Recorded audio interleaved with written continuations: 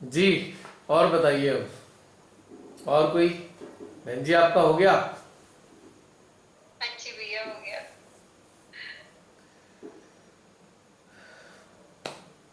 जी। अन्य कोई प्रकट करना चाहते हैं अपनी बातें?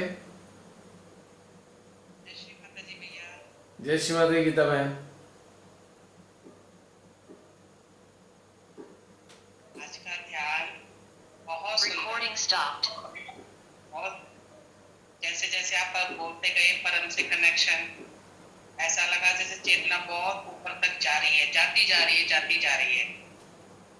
तो फिर जब आपने कहा अपनी आत्मा को महसूस करो, तो आत्मा में एनर्जी महसूस हुई, ठंडा महसूस नहीं हुआ।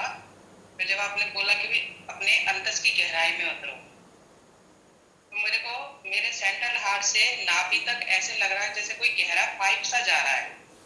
वो नाभि तक नहीं पहुंचा है, हम्म। लेकिन सेंट्रल नाभि तक ऐसा गहरा पाइप सा महसूस हो रहा और ठंडा।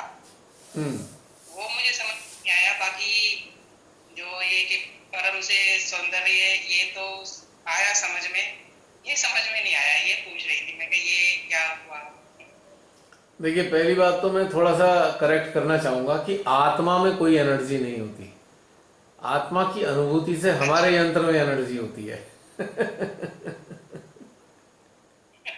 हाँ पहली जी, हाँ जी। चीज, ये चीज थोड़ा शब्दों में गड़बड़ है ये। दूसरी चीज, जो आपका पाइप नाभि तक जा रहा है, उसका एक ही सिंपल सा मतलब है कि नाभि को हार्मोनाइज करना। नाभि ही द्वंद्व अच्छा। कराती है सारी जिंदगी के संसार के। तो नाभि को हार्मोनाइज करने के लिए बड़ा सा पाइप लगा दिया गया है। वो एनर्जी पाइप नाभि में पहुंचेगी या पहुंच रही है, वही स्थिति दिखाई गई है, आपको एहसास कराया गया है कि चलो अब नाभि का हार्मोनाइज होना शुरू हो गया है। अच्छा। भाई, संसार से इंसान बड़ा विचलित और व्यथित होता है, और कुछ आधी अधूरी चीजें छूट भी जाती हैं। तो नाभि तरीके से, एक तरीके से एक प्रोवोकिंग एक हमारा सिस्टम है, जो प्रोवोक करके हमें संसार में चिपका देता है। नाभि के ही कारण ही चिपकते हैं हम। तो जो पाइप सा लगा, मोटा सा, वो ये बताया जा रहा है कि देखो भाई, अब नाभि को शांत करने की व्यवस्था शुरू कर दी है हमने, अब आप इसका आनंद उठाएं।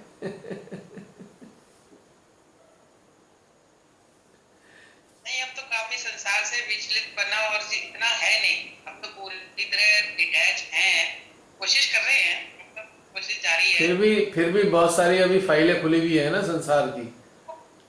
पूरी तरह भी नहीं होता ना हम सबकी फाइलें खुली होती है ना, थोड़ी थोड़ी संसार की। नहीं, फाइलें तो मुझे लगता है जब तक जिंदा रहेंगे खुली ही रहेंगी। नहीं, ऐसा नहीं है। ऐसा नहीं है। नहीं। जब ऐसा नहीं है, संसार तक जिंदा रहने की फाइलें खुलने का मतलब नहीं है। फाइलें खुलने का मतलब केवल इतना है कि हमारा उनमें लगाव है, उसे हम फाइल खुलना कहते हैं।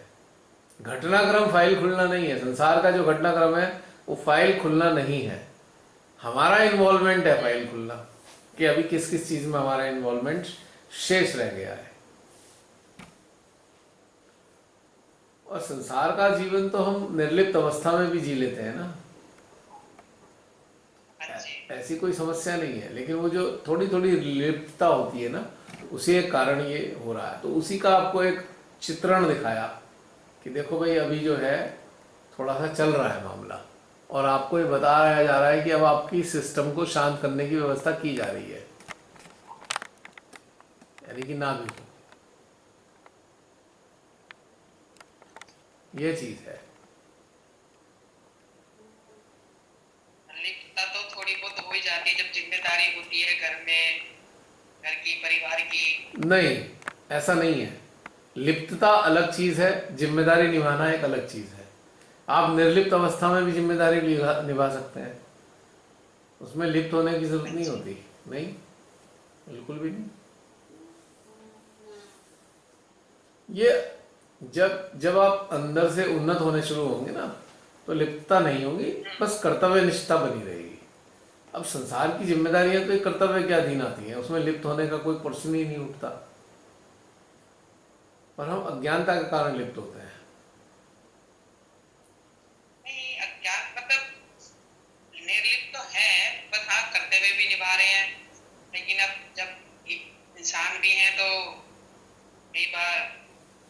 भी बहन जाता है। मैं यही तो कहना चाह रहा हूँ कि उस स्तर पे पहुंचने के बाद लिप्त नहीं रहते, भले ही हम कितनी जिम्मेदारी निभाएं पर हम लिप्त नहीं होंगे।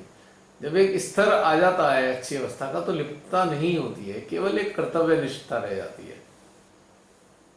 आपकी कमी है, अभी निर्लिप्त में अवस्था में कमी है। मैं इसे कमी नहीं कहूंगा, मैं कहूंगा यात्रा जारी है। यात्रा तो जारी है। तो कमी कहना सही बेकार बात।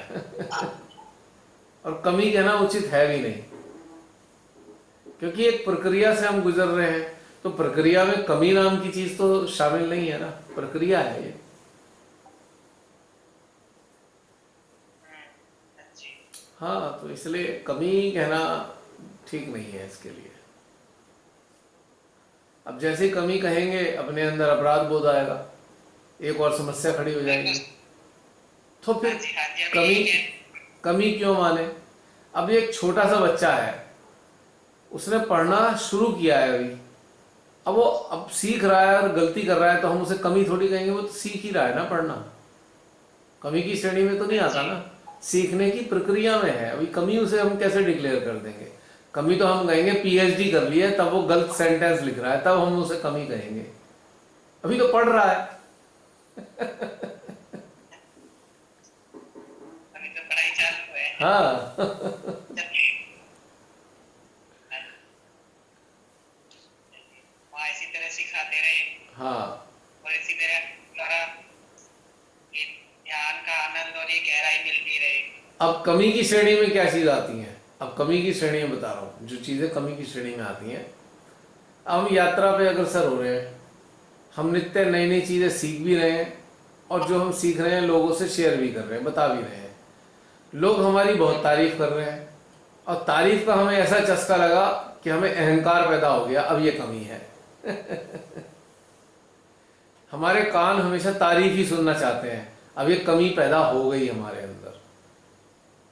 और जो तारीफ नहीं करते लोग हमें, तो फिर गुस्सा आता है, तो ये अहंकार के परिणाम से गुस्सा आ रहा है। तो अब ये कमी ये होती है कमी, प्रक्रिया कमी नहीं है, लेकिन इसमें चलने के उपरांत जो हम एक और नया फील्ड खुल जाता है और उसमें हमें बड़ा मजा आने लगता है, तो वो कमी शुरू हो जाती है। अब कोई डोमिनेट करना चाहता है, अपना ही शासन चलाना चाहता है, वो एक बहुत भारी कमी है कि मेरे हिसाब से ही सारे चलो। भाई क्यों चले हम तेरे हिसाब से सारे? तो ये उसकी कमी है कि उसके दिमाग में बीमारी पैदा हो गई है, वो कमी आ गई है दिमाग में। तो वो अपने हिसाब से सारी दुनिया को क्यों चलाना चाहता है? भाई तू अपना शासन सब पे क्यों लादना चाहता है? ये कमी की श्रेणी में आता है। और किसी को भी अपना सरेआम बताना शुरू कर देता है, ये यूं ये यूं ये यूं, तो भाई क्यों? तो अहंकारी हो गया है, तो ये कमी आ गई अब तेरे अंदर। ये कमी है। इवन लालच होना कमी की श्रेणी में नहीं आता, वो नैसर्गिक है।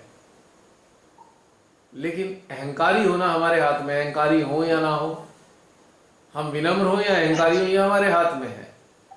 हम पूरी जिंदगी तड़पते रहे, हमें खाने को रोटी नहीं मिली, और हमें आज भी रोटी नहीं मिल रही, पर हमने पड़ोस के घर में रोटी देखी, हमने चुपचाप चुरा ली, लालच आ गया रोटी लेने के लिए। तो ये कहीं ना कहीं एक नैसर्गिक घटनाक्रम है कि हम पे कुछ था नहीं, हमने चुरा लिया लालच के कारण। तो लालच एक प्रकार की कमी की श्रेणी में नहीं आता है। लालच उसके ऊपर आधारित हो गया, आवश्यकता। लालच भी दो प्रकार के हैं, एक वास्तविक आवश्यकता के ऊपर आधारित है, और दूसरा तुलना के ऊपर आधारित है। जहां तुलना पर आधारित है वहां शॉर्टेज नहीं है, लेकिन दूसरों से तुलना करके जो है हमें लालच आ रहा है, हम ये कर लें वो कर लें। एक है बेचारा भूखा इंसान है, 4 दिन से भूखा है, रोटी देखी, लालच आया कि खा ले रोटी, चुपचाप जाके खा ली उसने। तो ये लालच नहीं है, उसकी आवश्यकता थी। तो वैसे शुरुआत में आएगी लालच की श्रेणी में, पर वो आवश्यकता है। तो ये भी बारीक समझ हमें होनी चाहिए, आ जाती है समझिए। तो बहन कमी कोई नहीं है, प्रक्रिया जारी है। हाँ जी भैया, बात को बड़े अच्छे से दूसरे ढंग से मोड़ के समझा देते हो। और हमें तो यही लगा कि भी हाँ कमी अभी से पूरी करनी है या माँ करवाएंगी, या आप बड़े अच्छे से घटनाक्रम को पॉजिटिव में ले जाते हो। नहीं, एक्चुअली में सत्य यही है ना, यही तो सत्य है जो बताया मैंने। और जो हम नकारात्मक ले जा रहे हैं वही तो समस्या है, जो नकारात्मक ले जा रहा है वही तो समस्या है, जो नकारात्मक ले जा रहा है वही तो कमी है।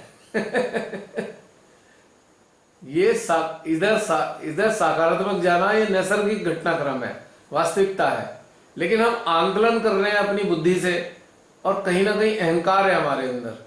अहंकार देखकर हम आंकलन करके हम तब बता रहे हैं नहीं नहीं तुम तो गलती कर रहे हो। एक तरीके से यही कमी है। अरे प्रक्रिया में हम चल रहे हैं, अभी अटैचमेंट में जुड़े हुए हैं, अटैचमेंट चल रहा है, उससे अटैचमेंट से डिटैचमेंट की प्रक्रिया चल रही है, तो ठीक है, वो प्रक्रिया है, वो अचानक से नहीं होगा। एक झटके में अटैच से डिटैच नहीं हो जाएंगे, प्रक्रिया जारी है, तो ये कमी की श्रेणी में नहीं आता है।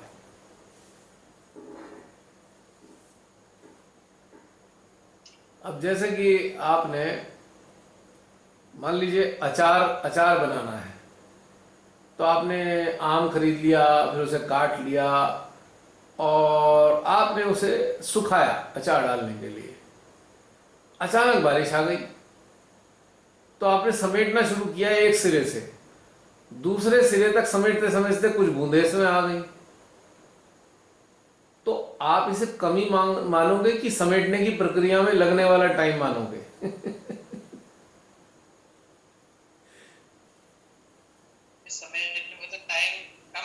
एग्जैक्टली हो नहीं पाया साहब। एग्जैक्टली समय लगा ना। बारिश अचानक आई, आपने एक सिरे से समेटना शुरू करा दूसरे तक, वहां पे जाके 1 मिनट लग गया, 1 मिनट के दौरान उसमें 4 बूंदे पड़ गई, तो हम क्या अपने आप को कमी माने कि हमने कमी कर दी, हमने पूरा क्यों नहीं समेटा?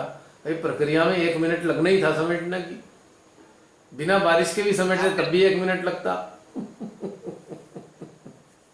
यही कहेंगे बारिश तेज आ गई, अब समेटना इतनी जल्दी समेट नहीं सकते थे, क्योंकि समेटने में 1 ही मिनट लगता। अब वो बारिश आते हुए 1 मिनट लगा या बिना बारिश के 1 मिनट लगा, बात तो एक ही है, पर हमने अपने आप को तुरंत दोष दे दिया है, तुम्हारी कमी है, तुम अचार नहीं उठा पाए, आम नहीं उठा पाए, बारिश में भीग गया। हमने कमी मान ली इस बात को। नहीं, ये कमी नहीं है, ये विलंब है, प्रक्रिया में लगने वाला समय का अंतराल है। बड़ी छोटी छोटी सूक्ष्म बातें हैं ये। हाँ, और यही सूक्ष्म बातें यदि हमें पल्ले पड़ जाती हैं तो हमारा जीवन बहुत आसान और शांत हो जाता है।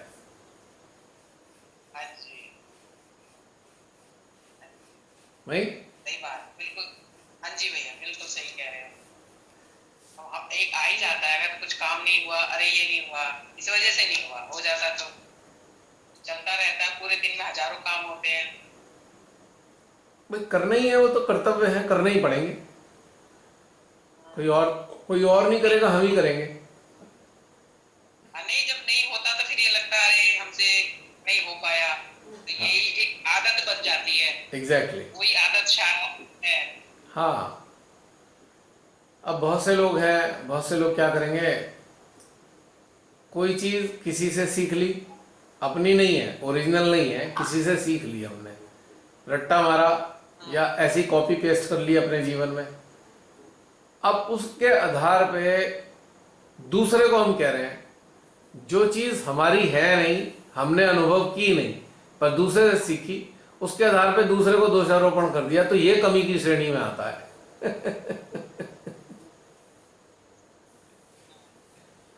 सही बात।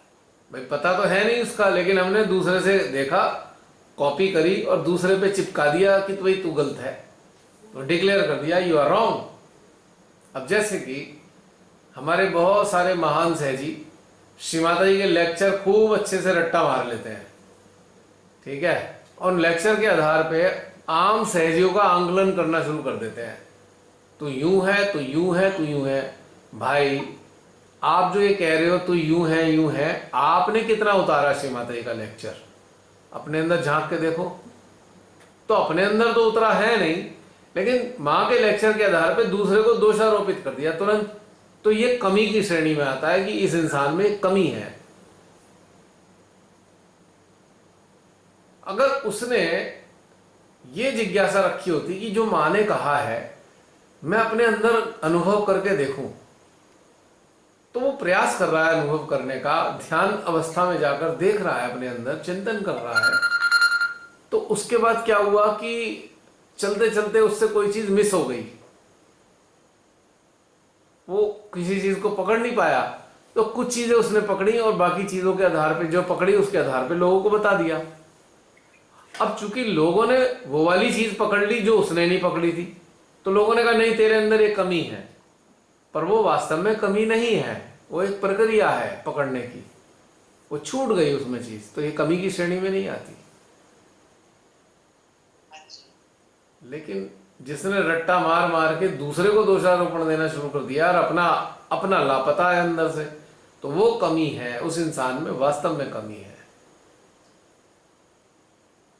क्योंकि उसके अंदर ये प्रवृत्ति है कि बस किसी तरह माँ के लेक्चर्स को आगे करके दूसरे को दोषारोपित कर दे कि तू यूं है, क्योंकि उसके अहम को संतुष्टि मिल रही है इस बात को, दूसरों को दोषारोपित करने में उसका अहम संतुष्ट हो रहा है, और उस संतुष्टि का उसे एक ड्रग्स की तरह उसे आदत पड़ गई है कि दूसरे को गिराने की, अपने आप को ऊपर उठाने की, और वो भी किस आधार पे, माँ के लेक्चर्स के आधार पे, जो लेक्चर्स उसके अंदर घटित नहीं हुए हैं। तो इसे हम कमी कहेंगे।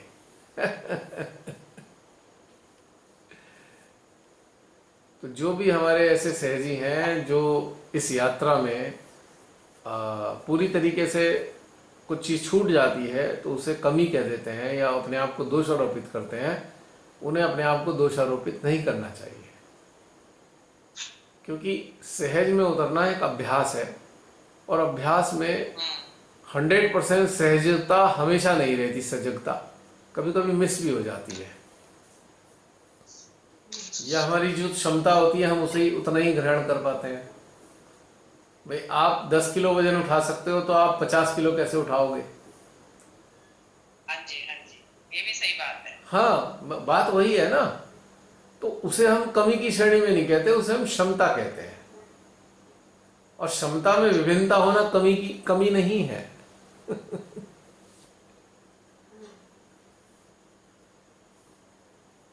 अब जैसे और क्षमता क्षमता जैसे चित्त की एकाग्रता और चेतना की, ये क्षमता कैसे? ध्यान से ही?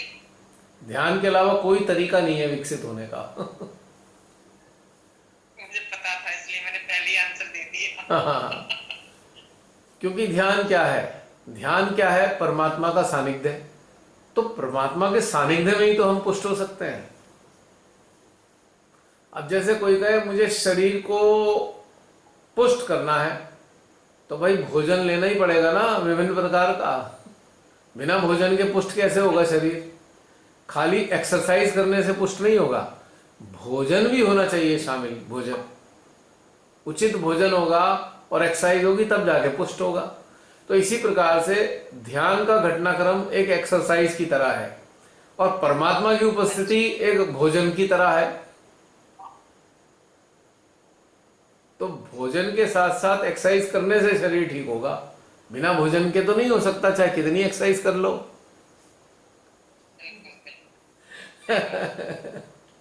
तो परमात्मा की उपस्थिति तो चाहिए ही चाहिए।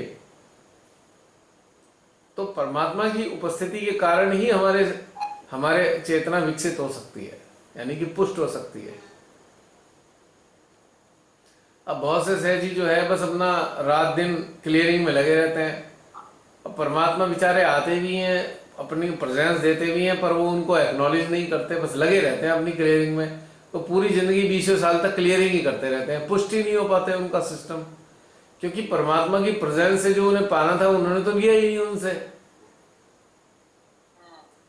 है ना। उनकी ऊर्जा तो भोजन के समान थी यंत्र के लिए, वो तो भोजन तो लिया नहीं, बस लगे हैं एक्सरसाइज करने के लिए, सफाई अभियान में लगे हुए हैं, कैसे पुष्ट होंगे? या तो ये भी चेतना विकसित नहीं है जो वो नहीं समझ पा रहे हैं।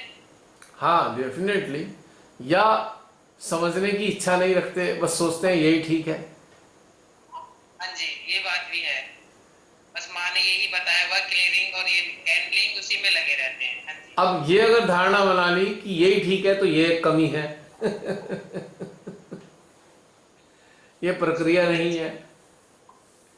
हाँ, क्योंकि इस कमी से हमारी विकास क्रिया रुक गई। अवरुद्ध हो गई ना। हाँ जी। तो ये कमी है, पर ये प्रक्रिया नहीं है। छोटी छोटी चीजें हैं बहन। हाँ जी भैया, बहुत छोटी छोटी, बहुत सूक्ष्म चीजें हैं। अभी जब चर्चा करी, जब समझ में आई। हाँ हाँ हाँ हाँ, बिल्कुल बिल्कुल। अब ये समझ में भी क्यों आ रही हैं? क्योंकि वो हमारे बीच में मौजूद हैं, इस चर्चा में भी वो शामिल है, इसलिए वो उनकी उनकी शक्ति से ये बातें समझ में आ रही हैं।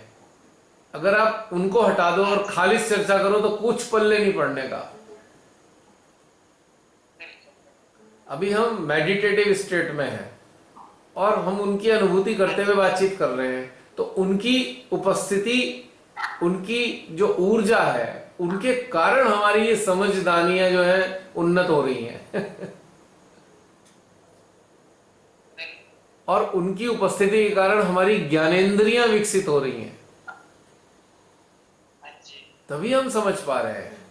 यही समझना है बस। अब बहुत से सहजी निरा डिस्कशन करते हैं, बस बस डिस्कशन करेंगे, उससे क्या होने वाला है? कुछ पल्ले नहीं पड़ेगा। बाद में लड़ाई हो जाएगी आपस में, अंत में दो चार जनों की अहंकार जाग जाएगा। तू खराब, तुझे कुछ नहीं पता, वो कहेगा तुझे कुछ नहीं पता, वहां एंड ऐसा हो जाएगा। लेकिन जब वो उपस्थित होते हैं तो बेकार की बहसबाजी नहीं होती, हमारी अंडरस्टैंडिंग बढ़ती है, क्योंकि उनकी शक्ति, उनकी प्रेजेंस से जो शक्ति प्राप्त हो रही है वो हमारी समझ को बढ़ाती है, क्षमता विकसित करती है कि हमें समझ आ जाए।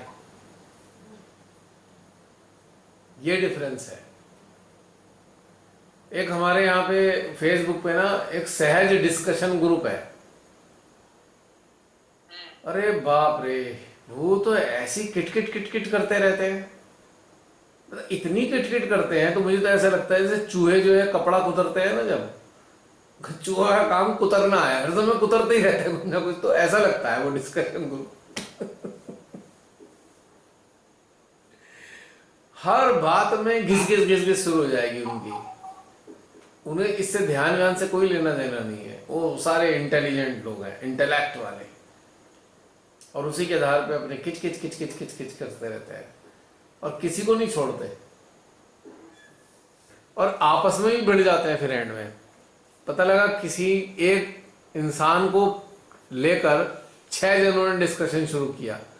डिस्कशन 4-4 दिन चलता है और पता लगा चौथे पांचवें दिन उनकी आपस में ही लड़ाई हो जाती है, डिस्कशन करते करते करते करते।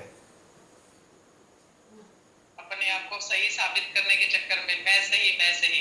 काश उन्होंने ये तथ्य समझा होता कि परमेश्वरी को उपस्थित मानकर, महसूस करके तब आपस में बातचीत करते तो सारी बातें समझ में आती। वो ये करते तथ्य हैं तूने है ना, ये तथ्य तुमने पता ही नहीं होगा। ना, वो करते हैं सूखा सूखा डिस्कशन। अब सूखे डिस्कशन में तो दरारें ही पड़ेंगी, हाँ जी, हाँ जी। है ना। अगर सीमेंट में रेता ना मिला हो और पानी में भिगो के लगा दे तो सीमेंट क्रैक हो जाता है, रेता ही उसे जोड़ के रखता है।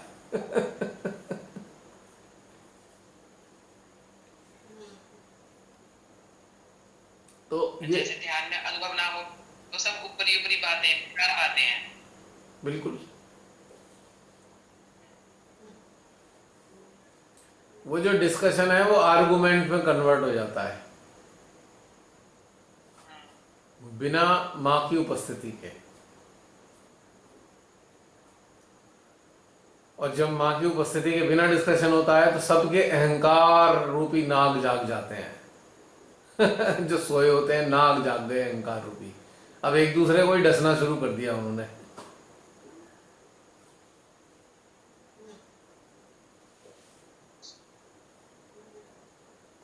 ये तो मैंने खूब देखा है। आप वास्तविक अनुभव किसी के साथ शेयर करने चलें, सहजियों के साथ, तो खट से उनके आज्ञा के नाग जाग जाएंगे। ऐसा कैसे हो सकता है, माँ ने तो यूं कहा है। अरे भैया, माँ ने जो कहा है, जो अनुभव है, उसको किए क्या आपने? नहीं किया तो अब लड़ना शुरू कर दिया तुरंत, क्योंकि माँ के तथ्यों के आधार पे, जो उनके माइंड में सेम है माँ की बात है, उसके आधार पे वो बहस करना शुरू कर दिया। और जब अनुभव किए होते तो माँ उपस्थित होती। अब जो माँ उपस्थित होती, जो अनुभव कर रहे थे, उनकी सत्यता उनके अंदर प्रमाणित हो जाती, तो फिर वो कुछ नहीं कहते। तो ये वाली बातें हैं कमी की और प्रक्रिया की। क्लियर बहन? आपने, हाँ जी भैया, एक छोटा सा शब्द कमी पे ही आधा घंटा समझा दिया अच्छे से। समझाया नहीं, ये तथ्य हैं बहुत सारे कमी के। हाँ, अब ये अच्छे से याद रहेंगे, बहुत अच्छे से याद रहेंगे ये। कमी के साथ, कमी शब्द के साथ ढेर सारे तथ्य जुड़े हुए हैं, और प्रक्रिया के शब्द के साथ भी बहुत सारे तथ्य जुड़े हैं। हाँ जी। उनके बिना हम इन्हें डिक्लेयर नहीं कर सकते ये है या ये वो है। अब जो ये बातें मेरे अंदर से आ रही हैं, ये भी तो उनकी उपस्थिति के कारण आ रही हैं। अगर वो उपस्थित ना हो तो ये बातें कहां से आएंगी? ये भी सही है ना बात सही? तो मैंने कुछ नहीं समझाया है, ये वही है जो मेरे माध्यम से बता रही हैं। यही कह रहे हैं, उनका माँ ने बहुत अच्छे से समझा दिया, अब ये याद रहेंगी। कह सकते हैं ऐसा। इसीलिए फिर दोबारा बहुत पुरानी बात याद दिला रहा हूं। हमारे बुजुर्ग कहा करते थे, बेटा ध्यान से पढ़ना, ध्यान से खाना खाना, ध्यान से सड़क पास करना। यानी कि ध्यान पहले करना, फिर सड़क पार करना, ध्यान पहले करना, फिर भोजन ग्रहण करना, और ध्यान पहले करना, फिर पढ़ाई करना। यानी कि उनकी उपस्थिति को बना लो पहले ध्यान के जरिए। कब से सुनते आ रहे हैं शब्द? कभी ध्यान दिया है इस बात के, ध्यान में है क्या ध्यान मौजूद? कभी ध्यान तो नहीं दिया। अब सुना है, अब समझ में आया है। जब पेरेंट्स भी बड़े मजे से कहते बच्चों से, बच्चे ध्यान रखना, तो इसका मतलब यह है प्रभु का ध्यान रखना भाई, प्रभु के साथ कनेक्टेड रहना, फिर कुछ और सोचना।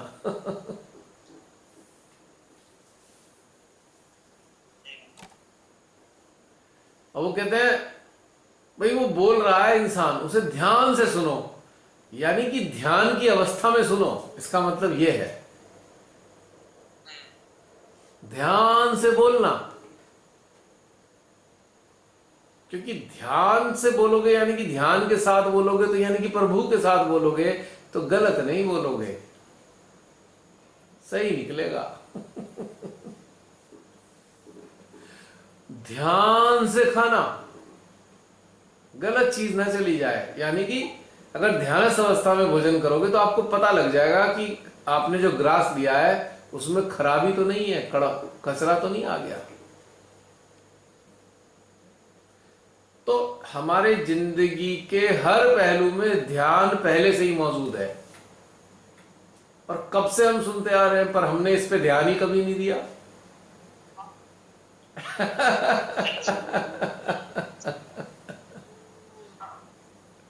है ना? अब ध्यान दे रहे हैं तो समझ में आ रहा है, यानी कि ध्यानस्थ हैं इसलिए समझ में आ रहा है। हाँ जी, सही बात।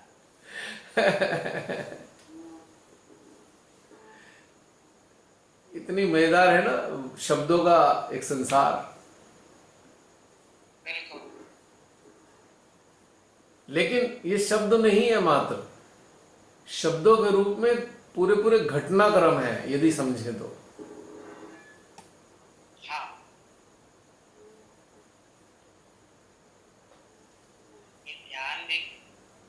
सी मतलब शब्द नहीं है, ये बहुत गहरी अवस्था है, प्रक्रिया है, बहुत कुछ है। घटनाक्रम जब शब्द नहीं याद आ रहे, घटनाक्रम, यात्रा, सीखना। अब शिवादा ने बड़े प्यार से कहा है हम सबसे, बेटा जब कोई प्रॉब्लम हो तो ध्यान में चले जाना। इसका मतलब क्या कहा है? हाँ जी, भाई प्रभु के साथ बैठ जाओ जाके, वो अपने आप देख लेंगे। इसका मतलब ये है ना, ध्यान में चले जाओ बेटा, यानी कि प्रभु के सानिध्य को कर लो, वो अपने आप देख लेंगे तुम्हारी समस्या। कितना सरल चीज उन्होंने बताई। हाँ जी, उन्होंने कहा है जब बहुत परेशान हो तो निर्विचारिता में चले जाओ। अब निर्विचारिता क्या है? निर्विचारिता परमात्मा के सानिध्य की एक स्टेट है,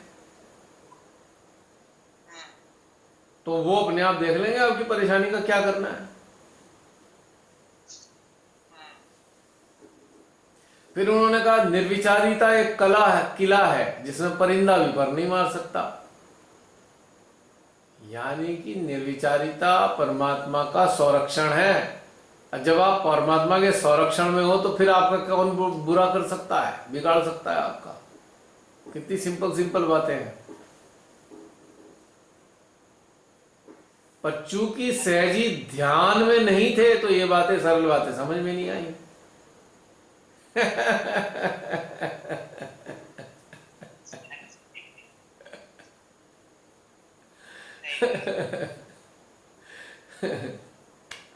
चलिए और बताइए मैं। बस भैया यही पूछना था कि कई कई महीनों से घटित हो रहा है, मैं कहा आज मैं पूछ लेती हूँ। चलिए बढ़िया है, आपके पूछने से पता नहीं बहुत सारे कितने लोगों का लाभ हो जाता है। आप सब जब पूछते हैं या बात करते हैं तो कितने लोगों को जो इस पे देखने वाले हैं उनको कितना लाभ हो जाता है। साथ साथ हमारा भी लाभ चल रहा है सबका ये कलेक्टिव बेनिफिट है सबका। जो जुड़ेगा उसका बेनिफिट, जो सुनेगा उसका बेनिफिट, जो करेगा उसका बेनिफिट, तीनों को ही बेनिफिट है, तीनों ही वर्गों को बेनिफिट है।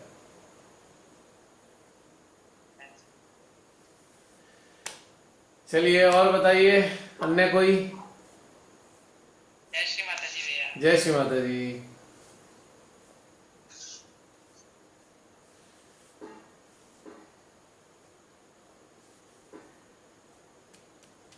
समाप्त कर दें अब।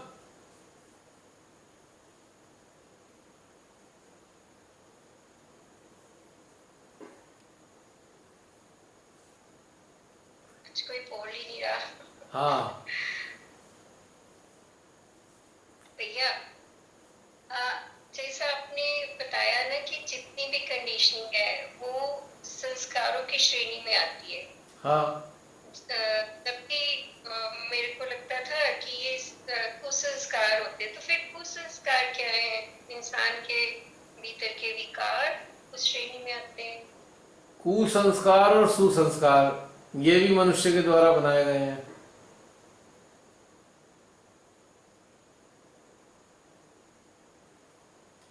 मनुष्य ने तो डिक्लेयर किए हैं ये सुसंस्कार है, कुसंस्कार है।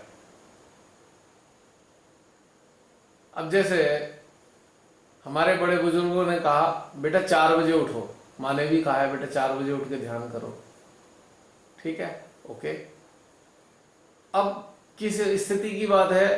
प्रारंभिक अवस्था के लोग जो नए नए हैं उनको तो 4 बजे उठना बहुत अच्छी बात है, तो सुसंस्कार हो गया, ठीक। अब समय बीता, परमेश्वरी का एहसास आपको हर समय रहने लगा और आपका सिस्टम काम करने लगा। जब काम करने लगा आप रात को 2-2 बजे तक कार्य कर रहे हो, 3 बजे तक भी कार्य कर रहे हो, चित्त से कार्य चल रहा है, कहीं आपदाएं आई हुई हैं, कहीं आफत आई हुई है, आपको नींद नहीं आ रही है, आपको चिंता है विश्व की, आप रात को भी 2-3 दिन, तो अब आप 4 बजे कैसे उठोगे? अब सुसंस्कार डाला था और 4 बजे दोबारा उठे नहीं, 2 बजे सो के 4 बजे नहीं उठे, तो अब अपराध बोध आ गया कि भाई माँ ने कहा था 4 बजे उठना है, अब उठा नहीं जा रहा हमसे, तो जरूर हमारे अंदर गड़बड़ आ गई है। अब ये सुसंस्कार ने कुसंस्कार का रूप ले लिया। कि हमारी उन्नति की बाधा बन गया ये।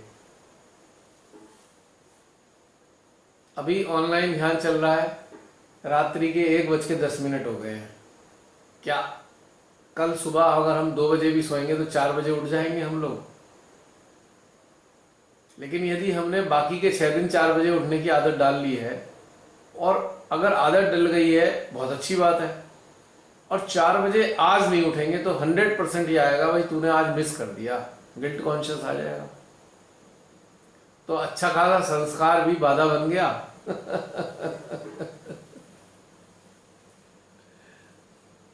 है बहन, बन गया ना बाधा।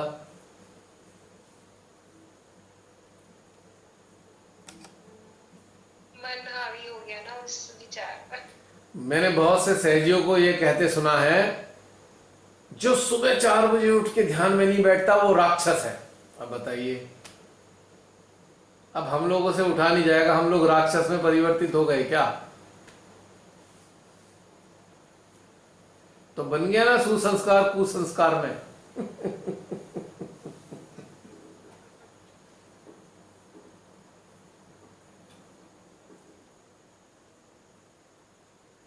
आपको ताज्जुब होगा, जब शुरुआत हुई ध्यान की, मैंने बताया भी है वैसे, तो प्रारंभिक अवस्था में मैं रात को 2 बजे या 1:30 बजे बैठता था ध्यान में, क्योंकि समय ही नहीं होता था मेरे पास सुबह। इतनी बिजी लाइफ थी, जीवन का संघर्ष था, रोजी रोटी का बहुत संघर्ष था, तो बैठना ही रात को 1:30-2 बजे होता था ध्यान में। अब मैं क्या मानूं अपने आप को, राक्षस या साधक? और उस जमाने की बात है जिस जमाने में सब लोग ये बातें करा करते थे 12 बजे के बाद ध्यान में नहीं बैठना चाहिए, नकारात्मक शक्तियां सक्रिय हो जाती हैं। मेरे भी मन में यही आ रहा था कि ये बताया जाता। माँ ने ही बताया, ये किसी और ने नहीं बताया, बताया श्री माता जी ने। ठीक है, पर अब हालात ऐसे हैं, करें भी क्या?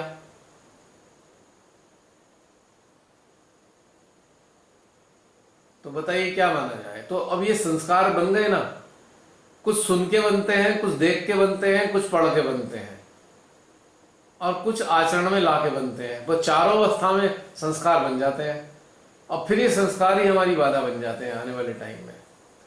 अब अगर मैं संस्कारों से ग्रसित हो जाऊं तो मैं तो 24 घंटे यही अपराध बोध से ग्रसित रहूंगा, भैया मेरे से तो 4 बजे उठा ही नहीं जाता सुबह। अब कई बार ऐसा हुआ है, आपने देखा है, पोस्ट पूरी पूरी रात 12-12 घंटे लिखी है पोस्ट, तब मैं क्या बोलूं, उठूं कैसे? मैं तो सोया ही नहीं। और ध्यान की स्थिति में कैसे रहूं, क्योंकि लिखने की स्थिति ऐसी हो चुकी है, कमर इतनी थक चुकी है कि अब 5 बजे के बाद ध्यान में बैठना मुश्किल हो जाएगा। तो क्या कहें इस बात को?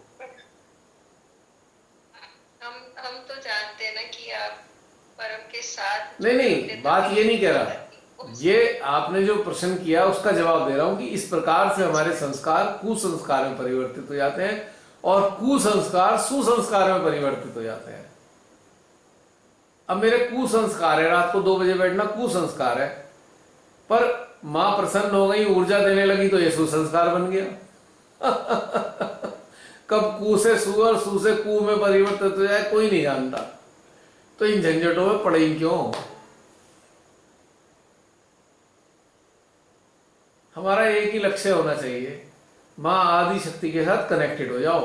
अब टाइम कुछ भी हो रहा हो, सुबह हो, शाम हो, दोपहर हो, रात हो, कोई झंझट नहीं है। जो मां आदि शक्ति काल से परे हैं, तो जब आप काल से परे वाली मां के साथ कनेक्ट हो गए तो आप भी तो काल से परे हो गए ना। काल का प्रभाव आप पे क्या पड़ने वाला है? तो आप अपने आप ही संस्कारों से परे हो गए, हर प्रकार के संस्कार से परे हो गए ना, तो समस्या खत्म। जब संस्कार ही नहीं है तो अपराध बोध भी नहीं है।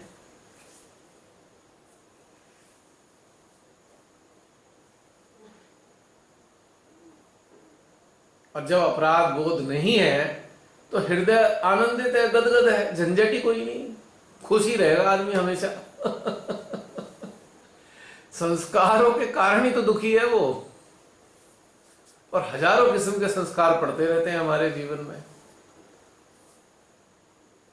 और भैया जिनके अंदर बहुत अभी भी क्रोध है, रिएक्शंस है, ईगो है, वो सारे संस्कारों के कारण है, संस्कारों का प्रभाव है।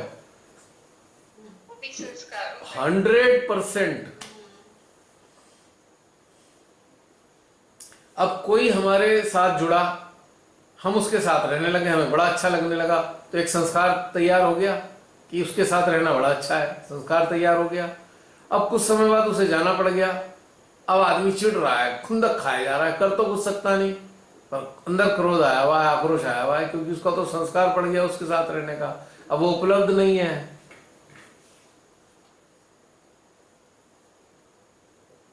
मैंने मृत्यु का भी उदाहरण दिया। हमारा बहुत प्रिय, हमें बहुत अच्छा था, लगता था, अचानक मृत्यु हो जाती है, तो उसके साथ रहने का हमें संस्कार पड़ा हुआ था, अब वो नहीं है, हम विचलित हैं, ये भी तो संस्कार ही है। हम भोजन में कुछ खास चीजें खाने के आदी हैं, वही अगर मिलेंगी तभी खाएंगे, वरना हम दुखी रहेंगे, आज वो नहीं मिला, आज वो नहीं खाई, अब ये भी संस्कार थे, अब यही वाला खाना खाना था, इसका संस्कार पड़ गया। इतने संस्कार है ना सुबह से शाम तक। तो सबसे अच्छा क्या करना क्या चाहिए?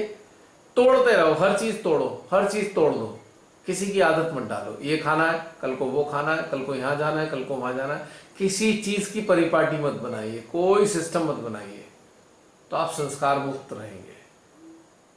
हाँ, प्रारंभिक अवस्था के लिए एक सिस्टम बनाना पड़ेगा, क्योंकि अभी वो शैशव काल है, अभी वो बाल्य काल है, ABCD सीख रहा है बच्चा, तो एक सिस्टम चाहिए, लेकिन उसके बाद उसे तोड़ देना चाहिए। पढ़ाई पूरी हुई, तोड़ दो सारे सिस्टम, नर्सरी वाला सिस्टम नहीं अपनाएंगे वो, ना 12th क्लास वाला अपनाएंगे, ना हाई स्कूल वाला अपनाएंगे। अब जैसा होगा वैसा काम करेंगे, वैसा पढ़ेंगे हम।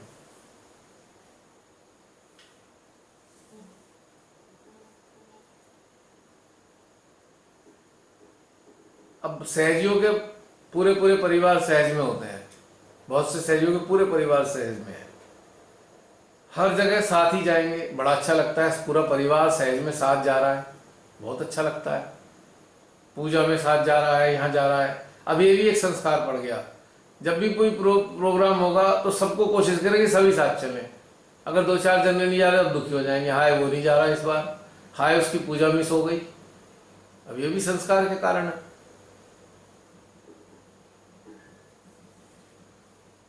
है ना।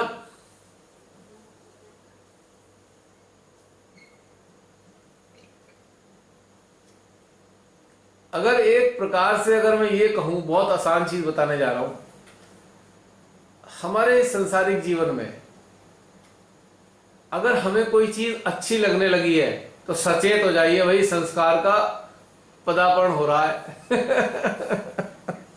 सचेत हो जाओ, गड़बड़ होने वाली है।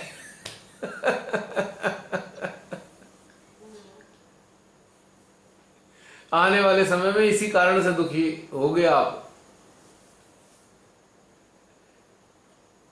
मतलब एक तो होता है ना, चलो अच्छा है, ठीक है, एक है बहुत अच्छा है, तो बहुत अच्छा जहां लगने लगे मामला गड़बड़ हो गया है, बस अब सचेत हो जाओ, तुरंत बदल दो सारी चीजें, वरना एक संस्कार का और जन्म हो जाएगा हमारे अंदर।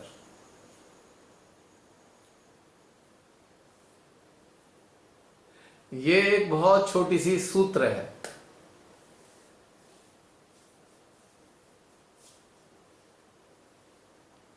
अब बहुत से लोग नाश्ते में पराठा ही खाएंगे, भाई फल भी खा सकते हो, दाल भी खा सकते हो, कुछ भी खा सकते हो, खिचड़ी खा सकते हो, जो मन करे खा लो, नहीं हमें तो यही खाना है ब्रेकफास्ट, हमारा तो यही ब्रेकफास्ट है।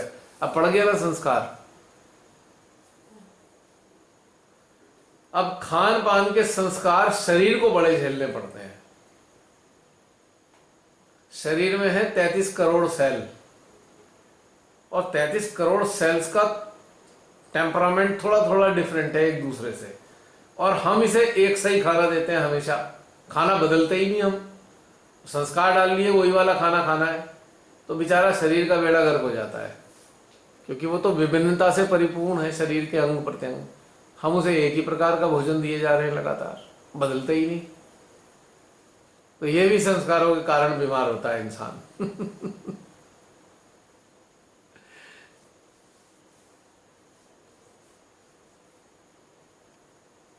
आप अगर बदलते रहे, हर चीज छोटी छोटी चीजें बदलते रहे, जिसको लगने लगे अब हमारे सेट हो गई है बस उसे ही बदल दो, तो जिंदगी में आप मुक्त रहोगे, आपका कोई संस्कार नहीं होगा लाइफ में। अब मंदिर जाने वालों का हाल देख लो, सुबह ही मंदिर में खड़े मिलेंगे, अब जिस दिन नहीं गए तो उस दिन मुंह लटका होगा, क्या हुआ आज मंदिर नहीं गए, अरे भाई क्या आफत आ गई, नहीं गए तो क्या हुआ। या झगड़ा कर लेंगे घर में, आज मंदिर नहीं जाने दिया आपने, लड़ाई, इससे काट उसे काट, कटकने हो जाते हैं, जैसे कटकना बंदर होता है ना, तो ऐसे कटकना हो जाता है आदमी। मैंने तो अपनी आंखों से देखना है, मंदिर जाने वाले कटकने लोग देखे हैं, घर वाले वो काट खाएंगे बात बात पे, क्योंकि उन्होंने संस्कार बना लिया।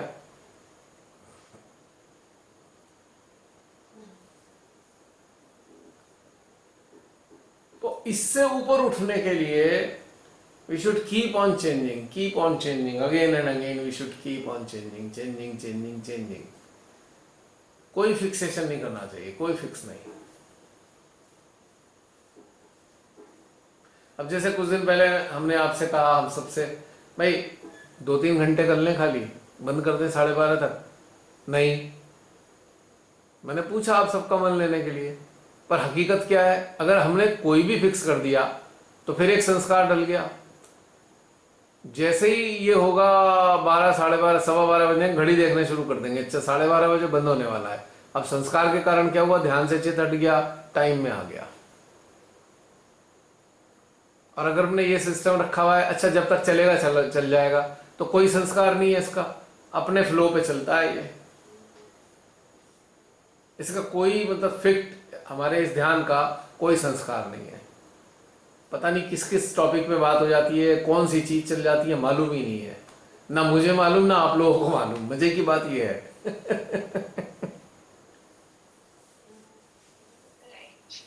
मजा क्यों आ रहा है, क्योंकि किसी को नहीं पता आज क्या होगा, इसलिए तो मजा आ रहा है अगर संस्था की तरह ये हो, अच्छा अब महामंत्र होगा, अब इसके बाद ये होगा, उसके बाद वीडियो चलेगा, उसके बाद ये होगा, आरती होगी, उसके बाद खाना, तो भाई अब फिक्स है। अब बहुत से लोगों को मजा नहीं आ रहा उसमें, वो टाइम देख रहे हैं यार कब खत्म होगी, कब भागे यहां से निकल के, या कुछ लोग इंतजार कर रहे हैं अरे जल्दी जल्दी खत्म हो फिर बातें करेंगे। अब ये संस्कार पड़ गया ना, इतने बजे अब ये होगा, ये होगा, ये होगा, ये होगा, संस्कार हो गया। अब वो ध्यान तो है नहीं, वो ध्यान रहा नहीं, वो एक सिस्टम बन गया।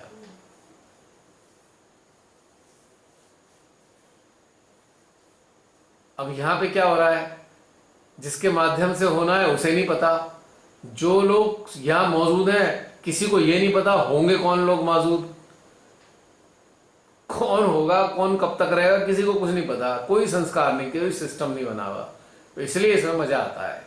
न जाने क्या हो जाए आज और जो लोग अटेंड नहीं कर पाते वो सोचते होंगे आज पता नहीं क्या हुआ होगा। अब जो आज हुआ होगा वो तो 4 महीने बाद देखने को मिलेगा तो है ना इंटरेस्टिंग बात ये, जिज्ञासा।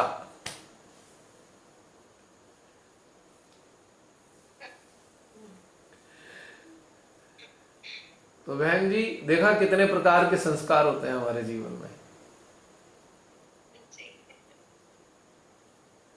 और सारे संस्कार दुखदाई।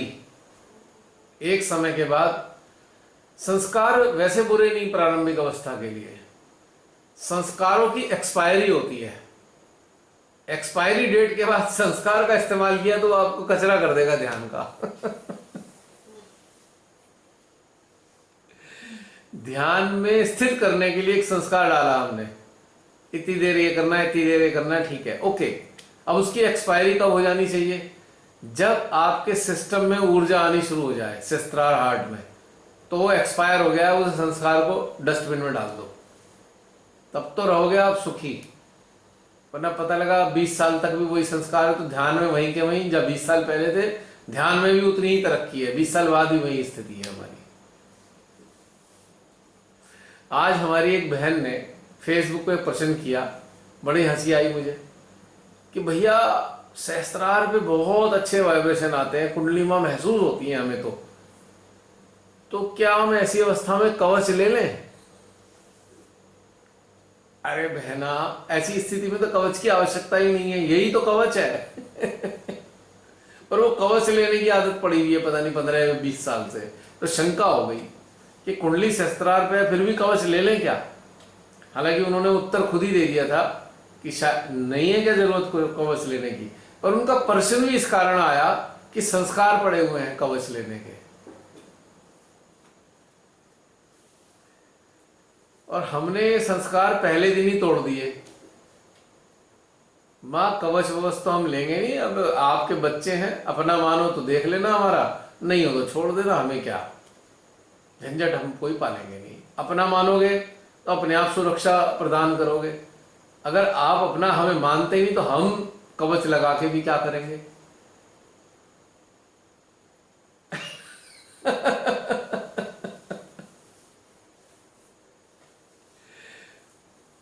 अब हमने तो टेंशन माँ को दे रखी है सुरक्षा की अपनी, हम क्यों झंझट में पड़े हैं, हम अपनी सुरक्षा करने लायक हैं क्या, माँ ही करेंगी हमारी सुरक्षा भी। और सच भी तो ये बात है, हमारी सुरक्षा कौन कर सकता है, हमारे पास सक्षमता नहीं है ऐसी कि हम अपनी सुरक्षा स्वयं कर सकें, उनके अलावा कोई सुरक्षित नहीं कर सकता हमें। जब करना ही अंततः उन्होंने है तो भैया वो जिम्मेदारी भी उन पर डाल दो, काहे को अपने ऊपर झंझट में लिए फिर रहे हो।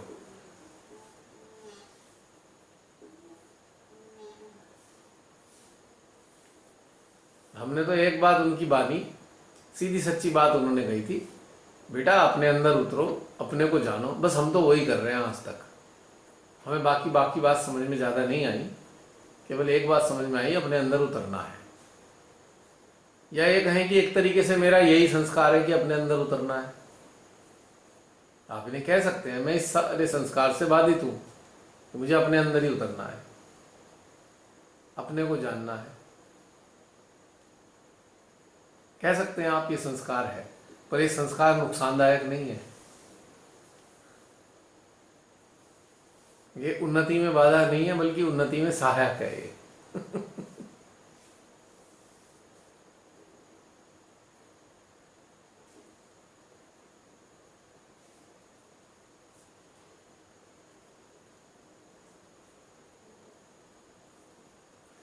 बहन ऐसा नहीं लगता कभी कभी आप सबको, जैसे वो दही बिलोने का होता है ना, वो दही को बिलोते हैं तो पता लगा सारा सिस्टम ही बिलोया गया है यहाँ पे। बिल्कुल। कि धन्यवाद एरोने माँ को और उनके इस इंस्ट्रूमेंट को। नहीं, एक उलझन होती होगी, अच्छा पिछले हफ्ते वाले में तो ये चीज करी थी, सोचा था ये करते रहेंगे, पता लगा अगली बार में तो यही कट गई, अब अगली कोई और चीज आ गई। सारे रिलेटेड है, एक दूसरे के साथ ही है उनका, है ना? हाँ रिलेटेड है। जिस प्रकार से 33 करोड़ के 33 करोड़ देवी देवता आपस में इंटीग्रेटेड है, इसी प्रकार से ये सारी बातें एक ही तरफ ले जाती हैं कि मुक्त अवस्था में मां के सानिध्य का आनंद उठाओ, बस और कुछ नहीं है। हर संस्कार से मुक्त होकर मां का सानिध्य उठाना चाहिए, क्योंकि मां किसी चीज में बंधी नहीं है हमारी, मां किसी चीज में नहीं बंधी। इंटरेस्टिंग बात देखिए, जिनकी वो शक्ति है वहां उनसे भी नहीं बंधी, वहां भी स्वतंत्र है, उनकी मर्जी है, उनके साथ रहेंगी नहीं रहेंगी उनकी मर्जी, अलग रहेंगी साथ रहेंगी ये भी उनकी मर्जी है, वो भी बंधन नहीं है उनका। लेकिन प्रेम के बंधन में बंधे हुए हैं, और इस कदर है कि उन्हीं के अंदर वो है, एक दूसरे के अंदर एक दूसरा है, ये उनका बड़ा सुंदर बंधन है। वैसे नहीं बंधे, पर एक के अंदर एक रहते हैं, ऐसे बंधे हुए हैं। तो क्यों ना हम भी परमपिता परमेश्वर को ऐसे ही बंधन में अपने अंदर महसूस करें कि वो हमारे अंदर बंधे हैं, हम उनके अंदर बंधे हैं। सर्वोत्तम। वही ना भैया, अब क्या लगता है कि हम अलग से कुछ नहीं कर रहे, बस यही एहसास होता है अपने अंदर कि हम उनके अंदर है, वो हमारे अंदर है, और हम आत्मा है। आत्मा को हर वक्त अपने अस्तित्व में महसूस करके लगता है कि हम हर वक्त ध्यान में ही रहते हैं, स्पेशली हमें कुछ नहीं भी किया तो भी हम ध्यान में ही है। क्योंकि ऐसे कि क्योंकि ध्यान करना भी एक संस्कार है, और ध्यान में होना संस्कार से परे जाना है। इसको भी संस्कार की श्रेणी में ले। प्रारंभिक अवस्था में ध्यान करना ध्यान था, आज की अवस्था में ध्यान करना एक संस्कार बन चुका है। ध्यान में होना है, करना कुछ नहीं है। ध्यान किया नहीं जाता, होता है। तो ये करना संस्कार बन गया आज की स्टेज में। पहली स्टेज में ध्यान ध्यान था, आज वो एक संस्कार है। क्योंकि शिवादा जी के शब्द अब लगता है जीवन में उतर आए हैं, अब उनकी अच्छे से समझ आती है। कब से सुन रहे हैं ये सब चीजें। ध्यान में उतरना है, रहना है, आपने करना नहीं है। अब ध्यान करा क्यों जा रहा था? यहां तक आने के लिए। अब यहां तक आ गए तो करना क्यों है? पॉइंट समझ में आ गया ना? यहां पे आने के लिए ध्यान करना पड़ रहा था या करना था। अब जब यहां आ गए तो करना क्यों है? स्थित रहना है। गीता बहन को बताया ना, सब कुछ ध्यान से करना है, तो बस हर काम को ध्यान से करते जो ध्यान में रहना ही है। यस, अलग से कुछ भी नहीं करना। बिल्कुल बिल्कुल। एक दिन आप ध्यान को पकड़कर परमात्मा के साथ जुड़ जाते हैं। परमात्मा से एकाकारिता होने के बाद आपसे ध्यान घटित होने लगता है। पहले आपने ध्यान को किया और ध्यान करते करते करते परमपिता तक पहुंच गए। परमपिता से जब एकाकार हो गए तो ध्यान अब आपसे घटित हो रहा है। आप कर नहीं रहे, ना करा रहे, घटित हो रहा है ध्यान। आपकी प्रेजेंस ही ध्यान का घटनाक्रम है। अब एक ऐसी स्थिति आ रही है, आप हो तो ध्यान घटित हो रहा है। आप कुछ करोगे या नहीं करोगे, कराओगे या नहीं कराओगे, पर सामूहिकता में या इंडिविजुअली ध्यान घटित होना शुरू हो जाएगा, क्योंकि एकाकार हो गए हो।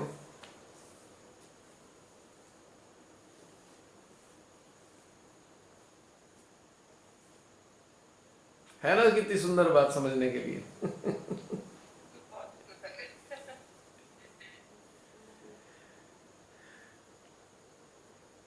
तो एक चीजें होती हैं, इस चीज के अंदर चलता रहता है तो बहुत कुछ प्राप्त हो जाता है बहन। और प्राप्ति का तो फिर आनंद ही अलग है। प्राप्ति क्या है? इस अवस्था में आना, यही प्राप्ति है। इससे पहले क्या था? प्राप्ति की प्रक्रिया चल रही थी, ये प्राप्ति है।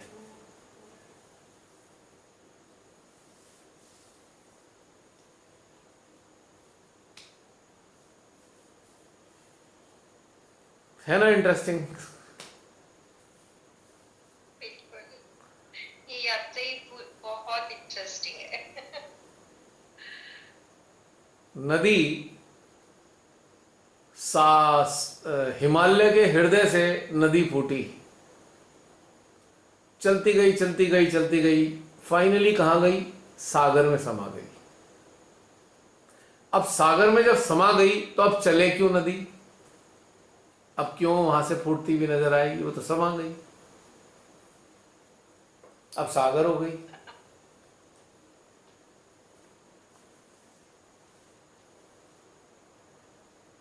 ये है सूक्ष्म समझ, उसके बाद कुछ नहीं रह जाता।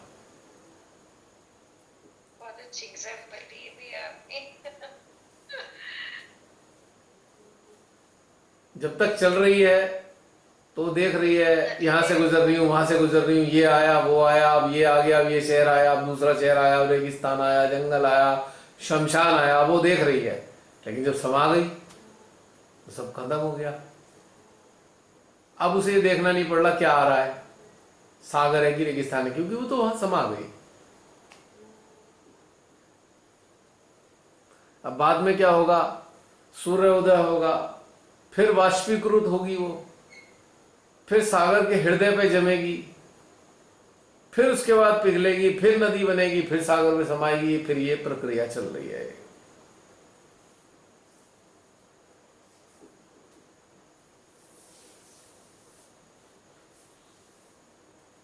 यानी कि इसे हम ऐसे कह सकते हैं, पर्वत के प्रेम से नदी बह निकली प्रसन्न होकर, और फिर वो चलती गई चलती गई चलती गई, पूरा दुनिया क्रॉस करने के बाद सागर में समा गई। अब उसे फिर पर्वत की याद आई, हिमालय की, अरे हिमालय को मिस कर रही हूँ। फिर वो वाष्पीकृत हुई, फिर बादल बनी, फिर हिमालय में बरसी बर्फ बनकर फिर उनके हृदय पे जाकर लगी, तो उसका प्रेम फिर दोबारा उसे मिला। यानी कि इन दोनों ही चीजों में आप देखिए क्या खूबसूरत घटनाक्रम है डिटैचमेंट का। हिमालय नदी से बहुत प्रेम करता है, तो बर्फ के रूप में उसे अपने हृदय से लगा के रखता है, और जब हृदय से लगने के परिणाम स्वरूप जब प्रेम फूटता है तो उस प्रेम की धारा बह निकलती है। यानी कि हिमालय से हजारों किलोमीटर दूर चली जाती है वो। डिटैचमेंट का कितना खूबसूरत घटनाक्रम है। और क्यों जाती है? संसार के कल्याण के लिए जाती है।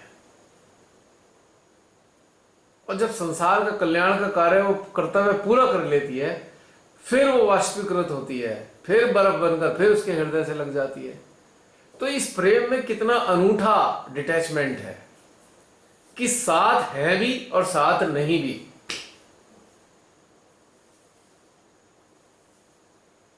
ये है detachment. This is called detached love. चिंतन भी है, बहुत सुंदर चिंतन अभी अभी आपके हृदय से प्रस्तुत होगा। है ना? कितनी चीजें हमको बहुत सारी चीजें देती हैं प्रकृति की। तभी मैंने कहा ना, प्रकृति को मैंने परमात्मा ही माना था, तो उन्होंने बहुत कुछ समझाया मेरे को। तो बारीकी से सब चीज को देखा, तभी तो बता पा रहा हूं। उस घटनाक्रम को जीवंत देखा है मैंने अपने लाइफ में, समझा है उसे।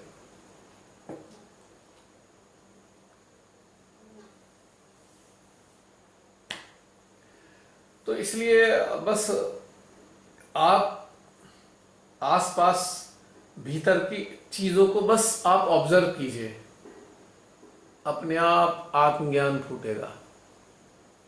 एक्नॉलेज करना है उन सब चीजों को। बस संस्कार रहित अवस्था में कोई संस्कार नहीं होना चाहिए। तो देखिए आप कितना एकदम स्वतंत्र आत्मा के रूप में आप जीवन जिएंगे, और कोई उलझन नहीं होगी इस जीवन में। मैं कह सकता हूं मैं पूर्णतया स्वतंत्र हूं, इसमें कोई शक नहीं है।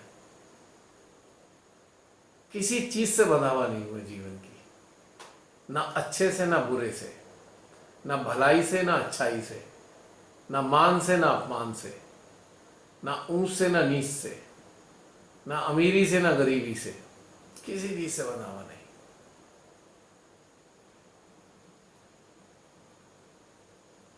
इसलिए एक स्वतंत्रता का आनंद है।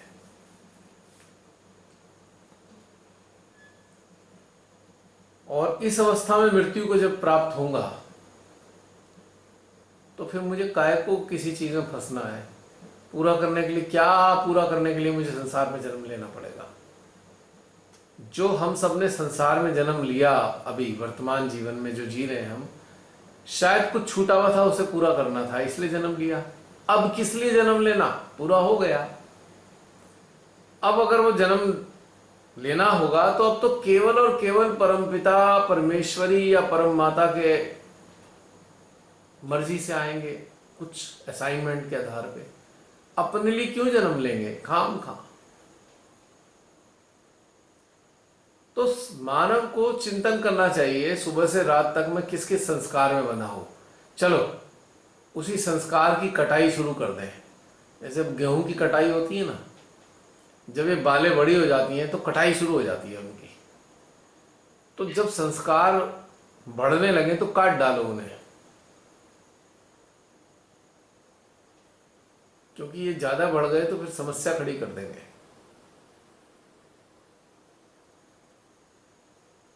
किसी काम की नहीं रहेगी फसल। इसका मतलब संस्कार टेम्परेरी होने चाहिए।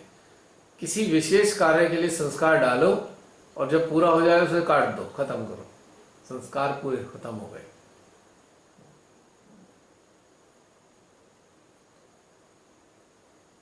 है ना मैम?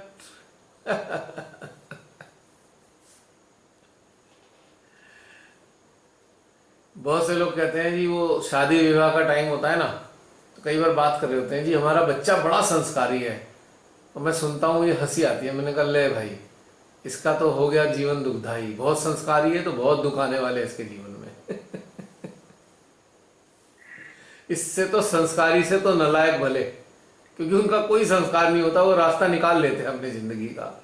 और संस्कार वाला आदमी अटक जाता है, वहीं जहां है वहीं खड़ा रह जाता है वो। जितने नालायक मिलेंगे वो आने वाले आप देखेंगे कि वो एकदम सही हो गए, बढ़िया हो गए एकदम। और जितने सुसंस्कृत होंगे बेचारे, वही सबसे ज्यादा सताए जाएंगे और अपनी ही पीड़ाओं से पीड़ित होंगे वो। कोई बाहर का इंसान उन्हें पीड़ा नहीं दे रहा होगा। सही कह रहे हैं भैया, बिल्कुल सही। आपके जीवन में तो जीवंत उदाहरण है कई।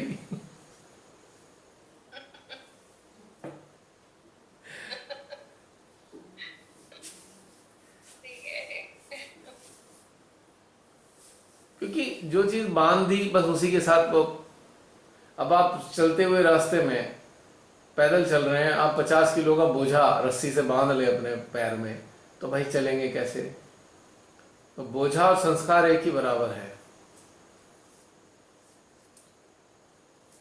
अब बहुत से हमारे सहजी ये बातें सुन रहे हैं, जो अभी YouTube पे देख रहे हैं, उनको कैसा लग रहा है? आपको लग रहा होगा ना कितनी अजीब बातें हैं ना, कितनी गलत बातें बताई जा रही हैं।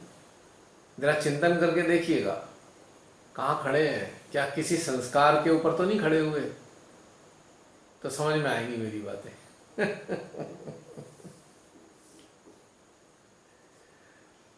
गुलामी है संस्कार, गुलामी करने वाली बात। Yes, purely slavery. आप अपनी चेतना को बंधक बना लिया है, आपने अपनी चेतना को, कि वो खुली हवा में सांस भी नहीं ले सकती। यह संस्कार है।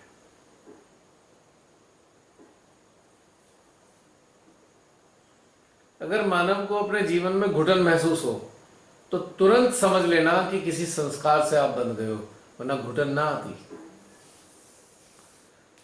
पहचान है ये। किसी चीज के कारण घुटन आ रही है तो तुरंत समझ जाइए किसी संस्कार से बाधित हो गए हो।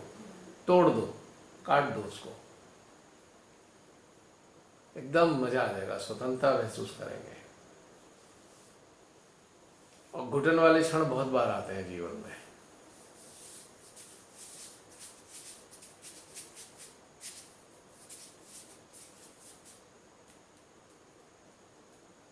आप डॉग को बांध के रख लो, गाय को बांध के रख लो, अब शेर को बांध के रखोगे क्या?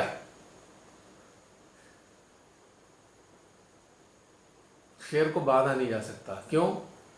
क्योंकि वो स्वतंत्र है, उसके पास स्वतंत्रता है, वो संस्कार विहीन है, उसे कोई आदत नहीं पड़ने की कभी भी। शेर को कोई आदत नहीं पड़ती। आप चाहे बचपन से उसे अपने साथ रख लो, बड़ा होगा, प्यार करेगा, नो डाउट, आपको काटेगा नहीं, खाएगा नहीं, लेकिन तुरंत जंगल में भाग जाएगा। आप मिलने जाओगे, आएगा मिलेगा, फिर चला जाएगा वापस, क्योंकि वो बंधन से मुक्त है। गाय को बांध लो, सारे में उसे छोड़ाओ, गाय फिर घूम फिर के आपके घर पे आ जाएगी, क्योंकि बंधन में बंध गई गाय। डॉग है, छोड़ाओ, आ जाएगा, संस्कार पड़ गया। लेकिन शेर का कोई संस्कार नहीं पड़ता। शेर की मर्जी है कहाँ जाएगा, कहाँ रहेगा, उसकी मर्जी। वो किसी एक जगह पर फिक्स नहीं है उसका, कहाँ घूमेगा आज।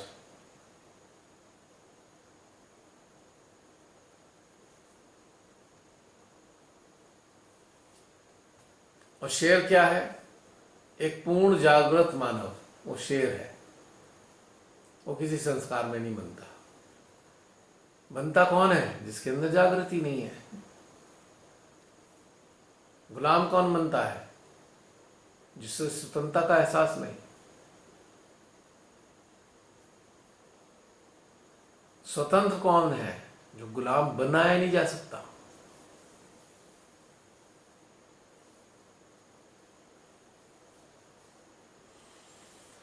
हाँ तो बहन, बहुत सारी बातें हो गई इस विषय में।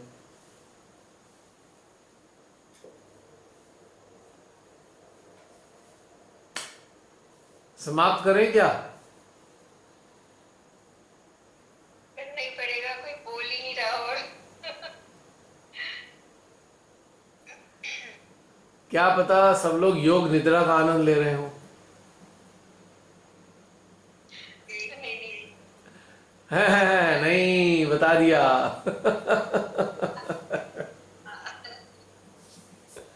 है। यही है। बहुत सारी चीजों से फ्री हो गए, और कभी कभी ऐसे नए संस्कार बन जाते हैं और उसमें होता है कि हाँ ये कंडीशनिंग है, इनसे हटना, ये होता है, अभी भी होता है। पुरानी चीजों से तो फ्री हो गए हैं, बट जब नया कुछ बन रहा होता है तो ऐसे लगता है कहीं आप फंस रहे हैं, ये चीज सही नहीं लग रही, ऐसा होता है। जागरूक रहोगे तो बचे रहोगे, जागरूकता बचाएगी आप सबको। तो जसलीन, समाप्त करें फिर? हाँ जी, आप सब लोग देख ठीक है, चलिए। जय श्री माता जी। लो।